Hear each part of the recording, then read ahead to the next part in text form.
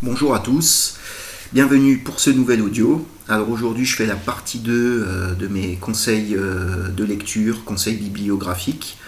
Donc j'avais déjà fait la première vidéo au tout début de ma chaîne qui était très orientée sur les ouvrages pérennialistes, on va dire. Alors celle-ci sera un petit peu différente car vous allez voir, je vais surtout y mettre mes centres d'intérêt. Donc il y aura beaucoup d'histoires des religions et pas forcément dans un cadre pérennialiste. J'y reviendrai à chaque livre que je présenterai. J'aurai un peu de choses sur le Moyen-Âge, mais tout ce qui concerne l'imaginaire, aussi tout ce qui concerne les hérésies, l'utopie. Et sinon, j'aurai quelques livres un peu plus récents sur, on pourrait dire, l'ingénierie sociale, l'effondrement. Et je terminerai par des petits romans, quoi. Voilà. Donc avant de commencer, comme d'habitude, pouce bleu, abonnez-vous. Si ce n'est pas déjà fait, je vous mettrai en lien mon dernier livre, le Homo Mythologicus. Et sinon, je vous rappelle, là, vu qu'on est au début du mois, sachez que donc sur Tipeee, pour 3 euros, vous avez nos lives privés avec Ralph et des émissions inédites. Et donc, il doit y en avoir une trentaine. Donc ça vaut le coup, quoi. Voilà. Et écoutez, je commence avec le premier ouvrage. Alors j'ai pas fait d'ordre particulier, comme je vous l'ai dit, j'ai classé plus ou moins en grands thèmes, mais après à l'intérieur c'est un peu au pifomètre, quoi. Donc voilà. Alors le premier livre, c'est un livre de Gilbert Durand, un auteur très intéressant, un peu dans la même veine que Henri Corbin, qui s'est beaucoup attaché à l'imaginaire, à l'imaginal. Et donc le titre de ce livre, déjà qui en dit long, qui s'intitule Les structures anthropologiques de l'imaginaire. Donc dans cet ouvrage, vous y trouverez énormément de symbolismes décryptés, plein d'exemples. Donc c'est pas vraiment un pérennialiste, mais ça peut tout à fait correspondre.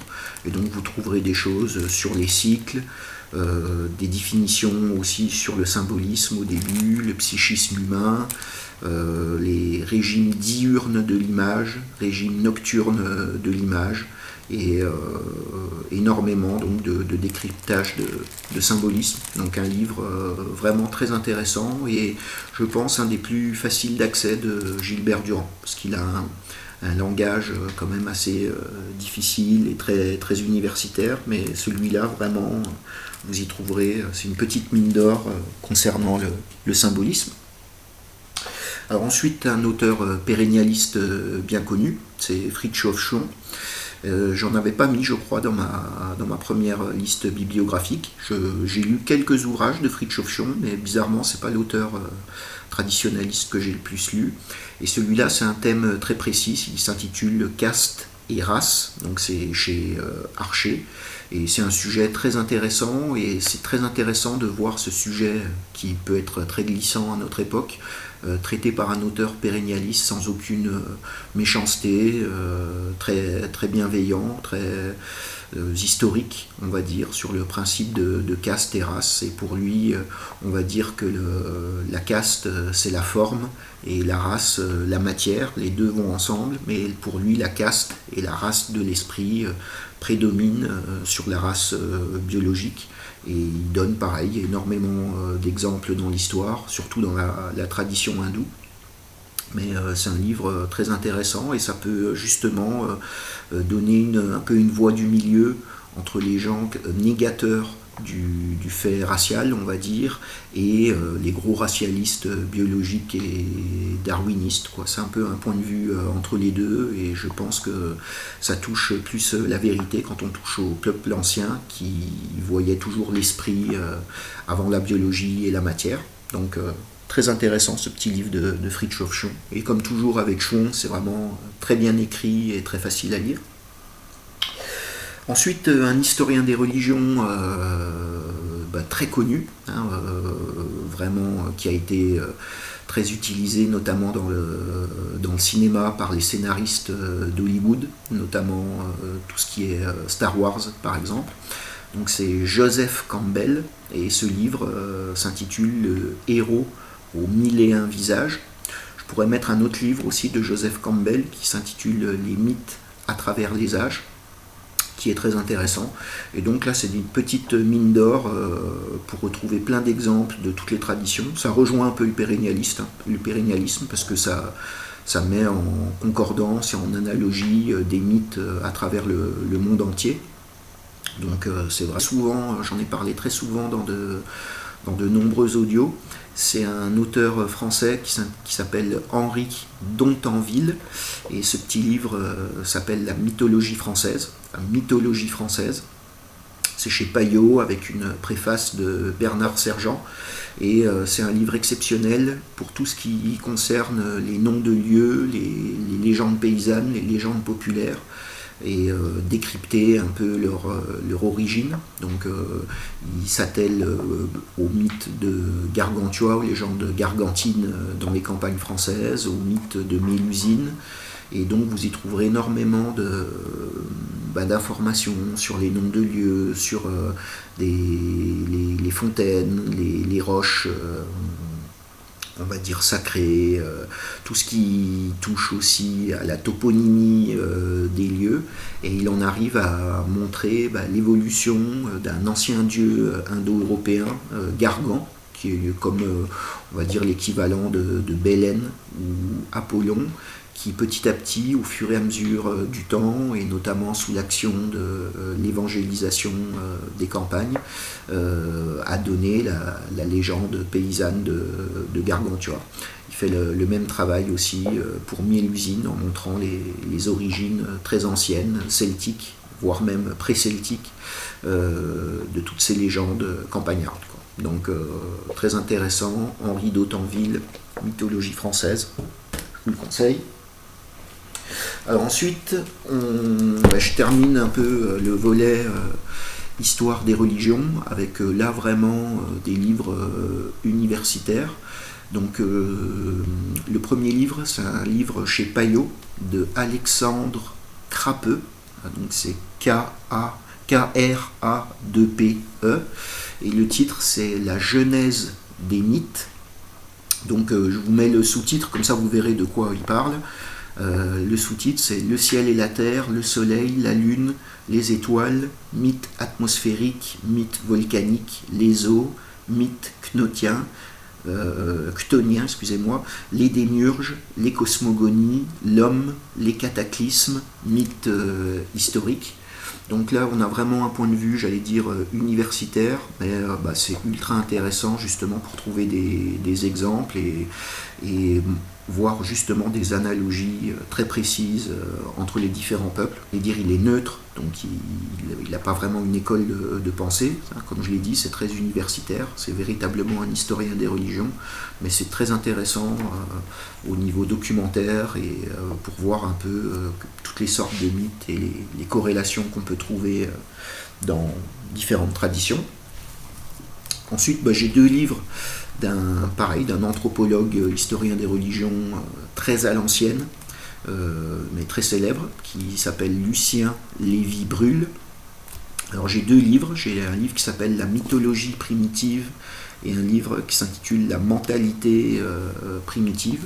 Donc là c'est plus axé sur les peuples dits primitifs, les peuples archaïques, sauvages, si l'on veut, donc d'Afrique, d'Océanie et d'Amérique du Sud, on va dire, surtout dans l'hémisphère sud. Et alors ce livre, là pour le coup, n'est pas du tout pérennialiste, il est même évolutionniste, puisqu'il parle de cerveau prélogique de ces peuples primitifs. On sent même une espèce de certain dédain, mais il est très intéressant, encore une fois, au niveau documentaire, pour voir un peu la façon de penser des anciens. Et si on a un point de vue pérennialiste, on peut le voir comme des fragments d'une ancienne pensée traditionnelle incomprise, parce que justement pour les auteurs comme Lévy-Bruhl, ces peuples primitifs sont des jeunes peuples des peuples comme des grands enfants finalement, qui vont tendre à la civilisation, alors que justement l'histoire a montré que ces peuples ne sont pas arrivés à la civilisation et ont encore plus dégénéré, voire même ont complètement disparu. Et donc on pourrait voir que c'est presque des fragments de vieux peuples traditionnels, pourquoi pas même antédiluviens, qui ont gardé certaines notions traditionnelles, où le monde justement terrestre est complètement conditionné par un supramonde et par un mythe tutélaire clanique. Donc encore une fois, très intéressant au niveau documentaire, même si là la façon de le juger est vraiment presque darwinienne. Enfin, c'est vraiment à l'ancienne, mais vous allez y trouver des choses très intéressantes sur la façon de penser symboliste des anciens, quoi. Donc à conseiller, ça fait jamais de mal ce genre de livre. Et enfin, j'ai un dernier philosophe ou historien des religions qui s'appelle Gérard van der Loo. Alors j'ai L'homme primitif et la religion, études anthropologiques, et l'autre livre qui est vraiment très intéressant chez Payot, c'est La religion dans son essence et ses manifestations, phénoménologie de la religion. Donc comme le titre l'indique bien, vous allez voir toutes les formes du sacré à travers le monde, comment ça se déploie suivant les peuples, suivant les époques, et vous allez y trouver énormément de choses qui peuvent vous intéresser. Alors, je prends juste par exemple là le sommaire. Excusez-moi. Voilà, donc la table des matières. Donc par exemple la première partie c'est sur l'objet de la religion avec des petits chapitres très concis.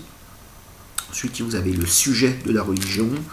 Troisième partie, comment l'objet et le sujet agissent l'un sur l'autre. Donc voilà, vous avez le monde et les différentes figures que l'on peut retrouver dans le sacré, avec, comme je vous dis, des petits chapitres entre 5 et 10 pages, des sous-chapitres très, très intéressants. Alors voilà, j'en ai terminé pour la partie histoire des religions, anthropologie et symbolisme. Alors là, je vais parler donc du Moyen-Âge, on pourrait dire le Moyen-Âge fantastique, l'imaginaire médiéval, qui m'intéresse beaucoup. Alors le premier livre que j'ai sous la main, c'est un livre de Corinne Braga. Donc c'est un homme, c'est un roumain, un historien roumain, qui est, on pourrait dire, corbinien, qui se base sur les travaux d'Henri Corbin pour décrypter l'imaginal du Moyen-Âge. Et le titre du livre, c'est Le paradis interdit au Moyen-Âge, la quête manquée de l'Éden oriental. Alors je m'en suis souvent servi de ce livre. Alors il parle de la quête initiatique manquée, du paradis interdit au Moyen-Âge, avec des mythes très connus médiévaux, comme par exemple la quête des moines du désert, le voyage de Saint Brandan, de Saint Macaire. Il parle de la quête d'Alexandre dans les romans d'Alexandre. Qu'est-ce qu'on a d'autre? On a aussi les missionnaires, les diplomates, les voyageurs dans l'empire du prêtre Jean. Donc il nous parle de l'Éden oriental et de ce mythe avec un espèce d'éloignement au fur et à mesure du temps de cet Éden qui est de plus en plus, au départ, qui était considéré comme un lieu géographique et qui devient de plus en plus un lieu imaginal pour être finalement complètement nié par la modernité, on va dire, à partir de la Renaissance. Donc c'est vraiment un livre excellent qui nous parle à la fois de l'âge d'or antique et de toutes les mythologies, de toutes les légendes concernant la quête du paradis, qui est souvent une quête manquée. On voit souvent dans les mythes, un peu comme dans les contes du Graal, les chevaliers ou les protagonistes du mythe échoués à réintégrer le paradis. Donc très très très intéressant comme livre. Vraiment, je vous le conseille. Livre qui m'a beaucoup marqué. Ensuite, j'ai un livre de Claude Claire Kapler. donc c'est chez Payot, qui s'intitule Monstres, démons et merveilles à la fin du Moyen-Âge.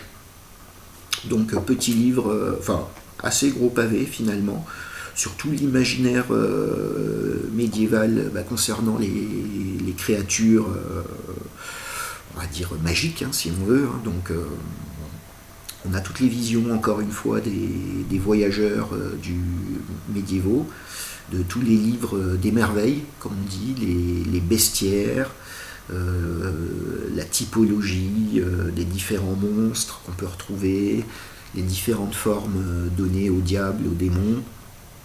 On a tout ce qui est récit initiatique, nostalgie du paradis encore, toute une classification des géants, des dragons, des cyclopes, on a les pygmées, des animaux complètement fantastiques. Elle parle aussi du règne végétal avec des arbres magiques. Voilà, tout ce qui est hybridation, les humains à tête d'animaux ou les hybrides de différents animaux. On a aussi tout ce qui est dans les campagnes, tout ce qui est vouivre, basilic, on a tout ce qui est serpentin, dragon, ça parle de Gog et Magog aussi, de tous les objets possédés par les monstres, leurs différentes armes, les différents objets sacrés. Et on a toute une réflexion aussi donc, sur la notion de monstre depuis Aristote. Donc c'est très intéressant et toujours pareil, c'est vu d'un point de vue universitaire, mais il y a beaucoup de réflexions sur la figure de l'autre, avec un grand A, on va dire, de tout ce qui va être différent, et toute une réflexion sur la pensée de l'homme médiéval, sur sa façon de penser, qui peut rejoindre justement, qui est tout à fait la pensée traditionnelle, comme je l'ai dit, un monde où tout est mis en analogie avec un supramonde, avec un au-delà magique qui peut s'incarner sur Terre. Donc je renvoie aux dernières émissions là, qu'on a faites avec le bouc émissaire, ou les émissions sur l'architecture troglodytique, où j'ai pas mal de réflexions par rapport à ça, où on peut se demander est-ce que c'est sorti du cerveau, j'allais dire malade, de gens qui étaient justement comme un peu des grands enfants qui croyaient tout et n'importe quoi, ou est-ce que, et moi c'est ce que je pense, la figure du monde, l'ambiance terrestre, et même les êtres humains avaient une constitution différente par rapport à aujourd'hui, par rapport à notre monde matérialiste solidifié.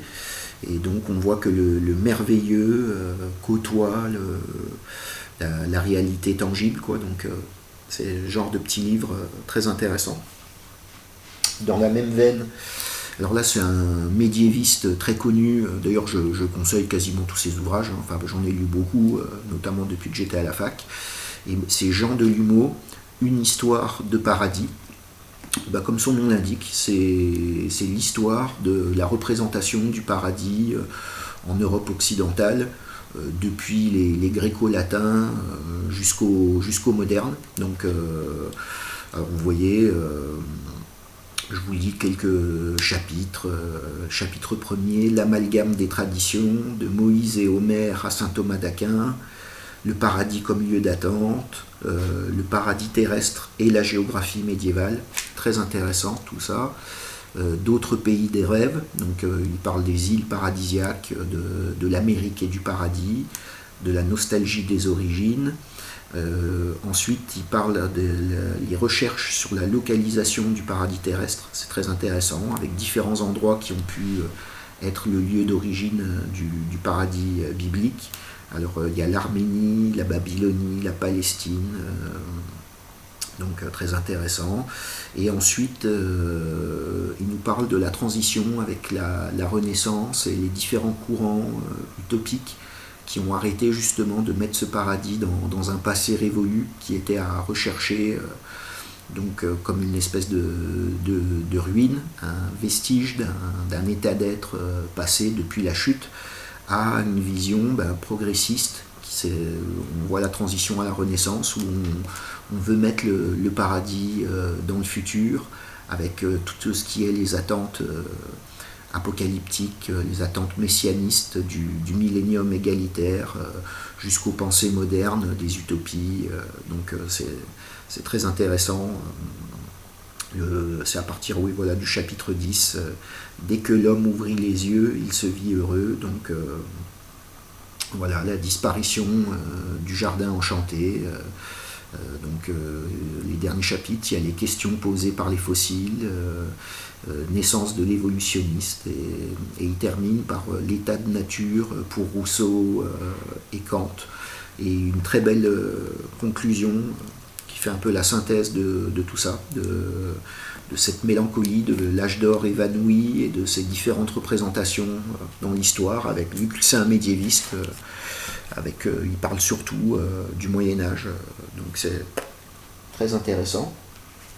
Et enfin, toujours dans la même veine, j'ai 2 livres. Alors un livre de Norman Cohn, Les fanatiques de l'Apocalypse, alors il faut le trouver, je pense, en PDF, parce que les dernières fois que j'ai regardé sur Amazon et tout ça, il était à plus de 100€. C'est chez Payot, il n'a pas été réédité. Et donc c'est sur l'histoire justement de tous les courants millénaristes à la fin du Moyen-Âge, depuis Joachim de Flore avec sa théorie des 3 âges.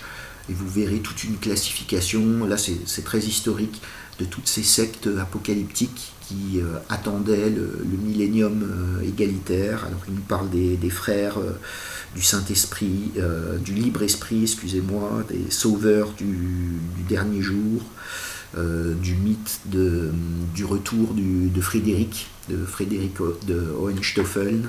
Il nous parle aussi, alors il y a les Amoriciens, les Flagellants, le millénium égalitaire de Thomas Munzer et des Anabaptistes qui ont nommé, qui ont pris la ville de Münster en Allemagne et qui ont décrété qu'elle était Jérusalem céleste.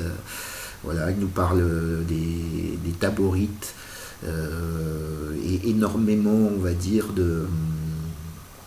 d'hérésiarques de la Renaissance, et il nous explique les conditions sociologiques et aussi économiques, j'allais dire, qui amènent toute une nouvelle population délaissée dans les nouveaux centres urbains et on va dire industriels, d'une nouvelle classe sociale déracinée, très pauvre, et qui se retrouve toujours à espérer un retour du paradis et des conditions de l'âge d'or, derrière un personnage, une sorte de gourou, souvent un espèce de moine défroqué.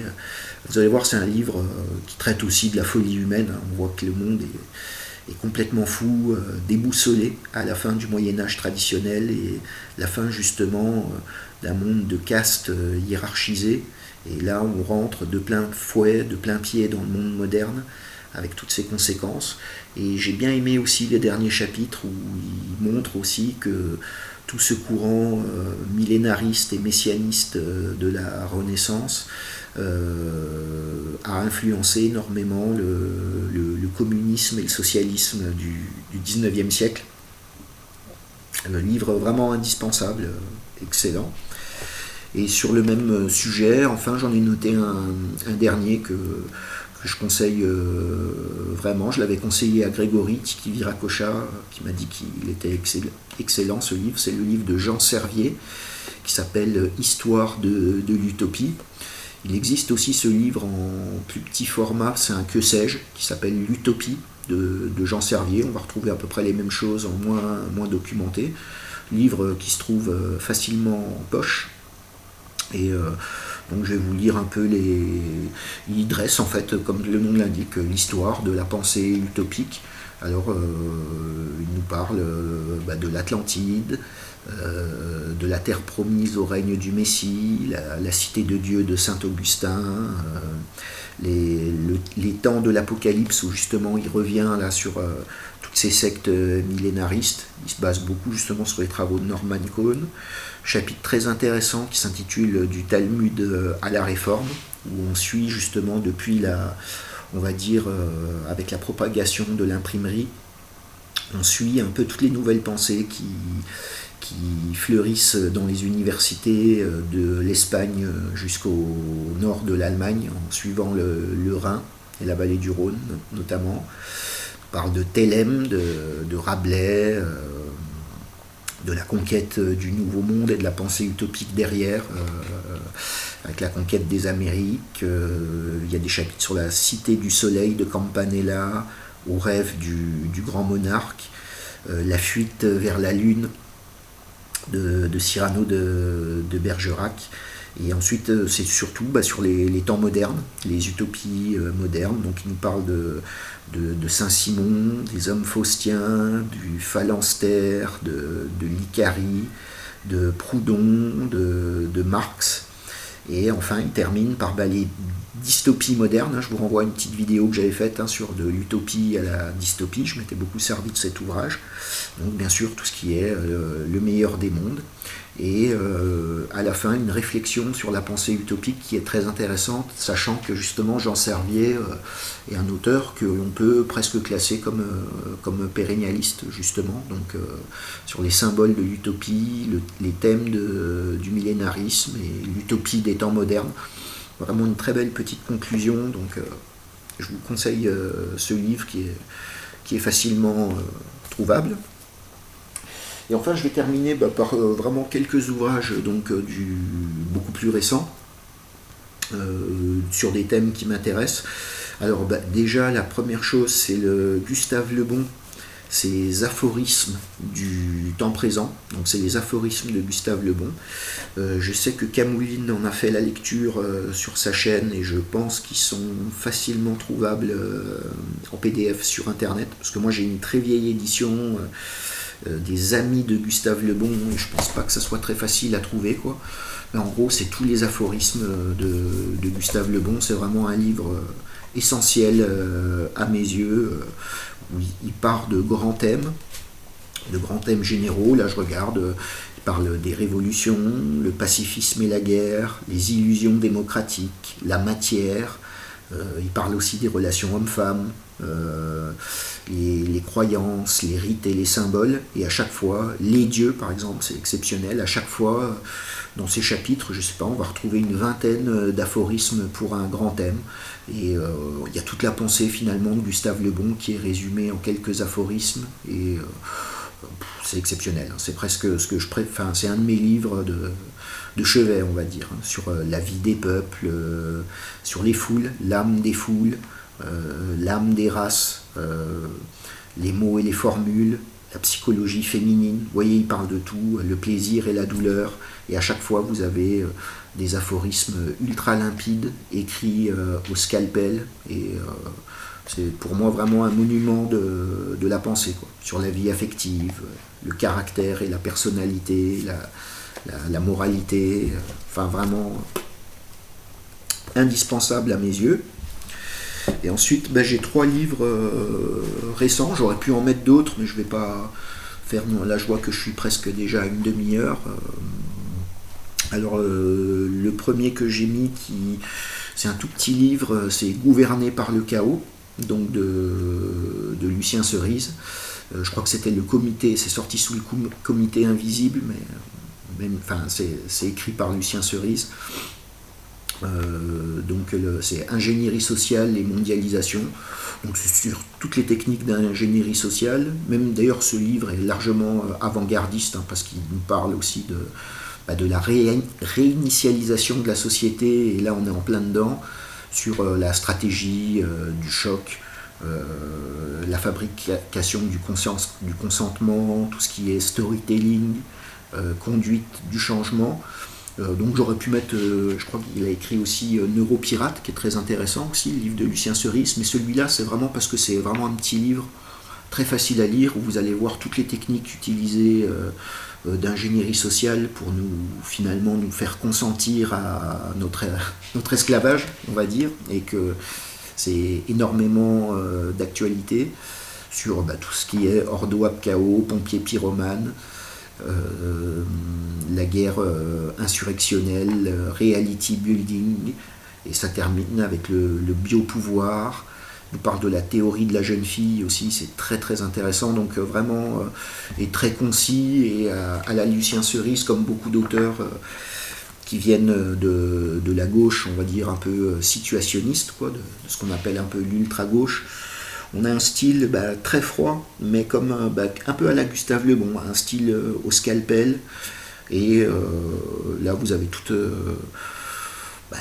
l'ingénierie sociale négative, comme je le dis, résumée et condensée dans un petit ouvrage, donc je vous le conseille. Et ensuite, dans les livres récents, j'ai les 5 stades de l'effondrement de Dimitri Orlov, qui est vraiment intéressant aussi. Il se base sur la chute de l'Union soviétique à partir de la fin des années 80, pour montrer les différentes étapes, les différents stades que traverse une société quand elle s'effondre. Alors, avec une introduction sur l'effondrement en général, qu'est-ce que l'effondrement ? Et ces stades de l'effondrement, donc ça part d'un effondrement financier, avec des études de cas à chaque fois et des exemples historiques. Ensuite, on a l'effondrement commercial. D'ailleurs, c'est très intéressant parce que là, il parle des mafias.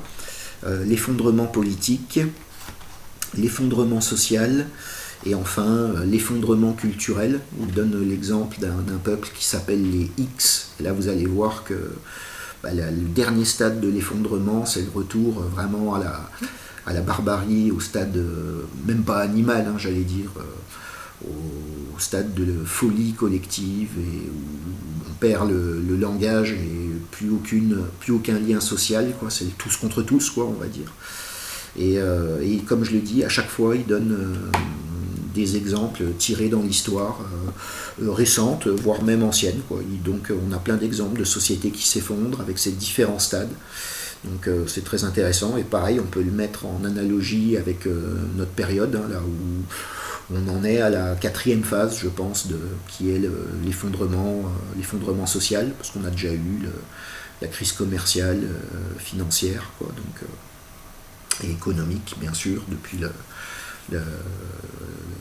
la crise du pétrole de 73, quoi. Donc on a toutes ces phases qui se déroulent devant nous, et là on est où la société se fracture et est aidée à être fracturée. C'est pour ça que ça peut être bien aussi de le mettre en rapport avec le livre Gouverné par le chaos de Lucien Cerise.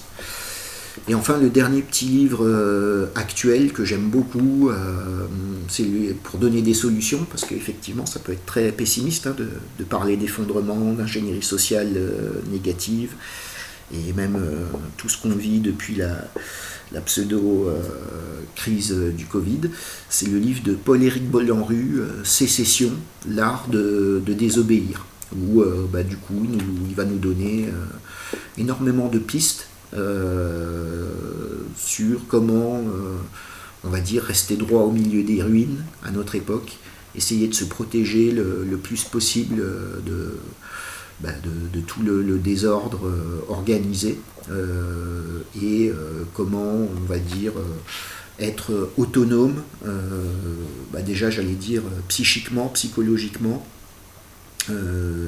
et aussi matériellement avec des pistes. Donc, et c'est pas du survivalisme fou, c'est comment échapper au carcan mondialiste actuel, et à tout ce qui nous touche au quotidien, au flicage, et comment essayer de mettre les bases pour recréer le monde d'après, on va dire. Donc vraiment, et beaucoup de réflexions philosophiques, beaucoup de références aux auteurs de la tradition comme Evola ou Guénon aussi, et sur le combat, en fait, pour ceux qui préfèrent la liberté à la sécurité, on va dire. Donc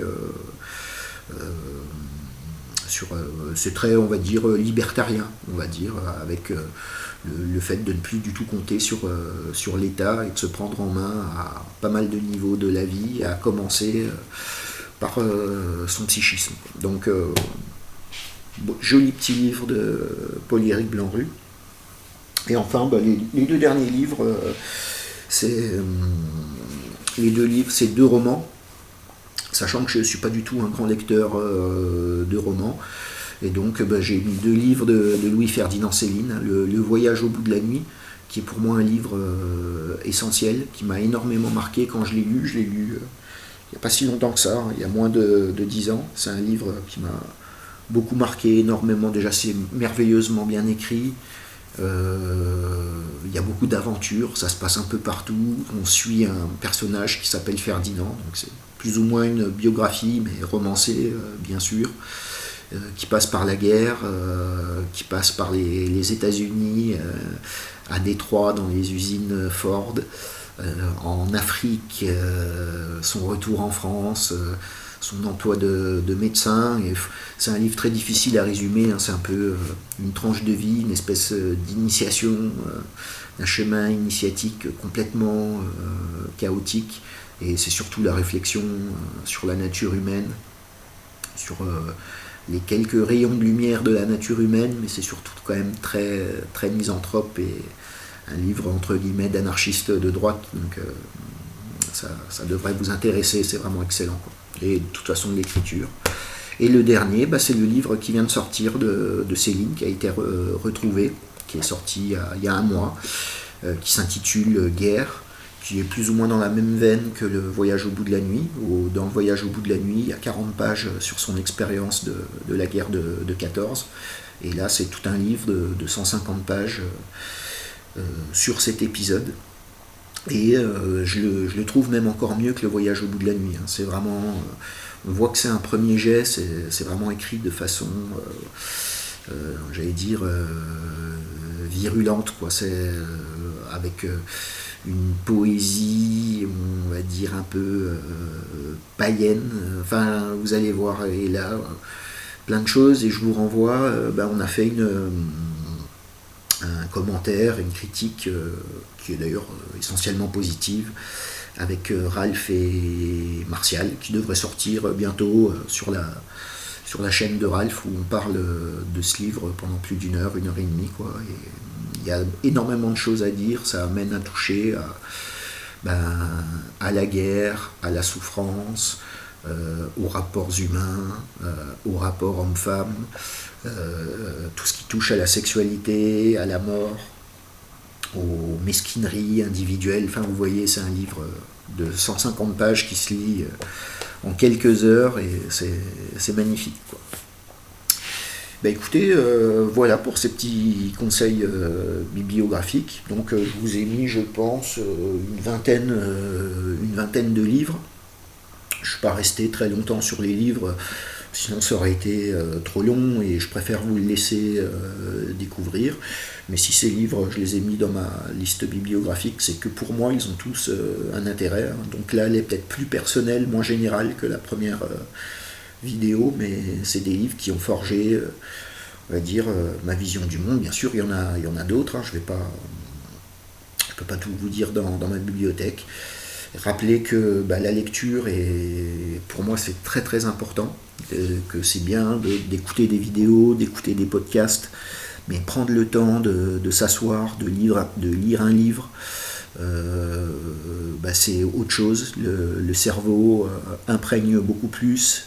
C'est un espèce d'exercice, de travail sur soi, une sorte de méditation. Enfin, moi, je le prends comme ça, et je sais que moi, depuis quelques temps, enfin depuis que moi-même je me suis mis à écrire, je lis moins, mais je commence à m'y remettre de plus en plus. Et pour les gens qui n'ont pas l'habitude de lire, même surtout pour les plus jeunes, parce qu'on ne nous donne pas le goût de la lecture, il faut entre guillemets se forcer un peu, et on rentre vite dans le jeu, et la lecture, c'est vraiment quelque chose de très très important, j'allais dire même anthropologiquement, pour le bon fonctionnement des neurones, et une réflexion beaucoup moins binaire et mâchée, fast-food que ce qu'on peut donner sur les réseaux sociaux ou sur Internet dans les podcasts, quoi, qui peuvent être intéressants, mais qui n'ont rien à voir avec un livre que l'on va mûrir et digérer personnellement, quoi. Donc voilà les amis, je vous remercie pour votre écoute, je vous dis à très bientôt pour de nouveaux audios, et puis qu'est-ce qu'il y a d'autre, portez-vous bien, et à la prochaine.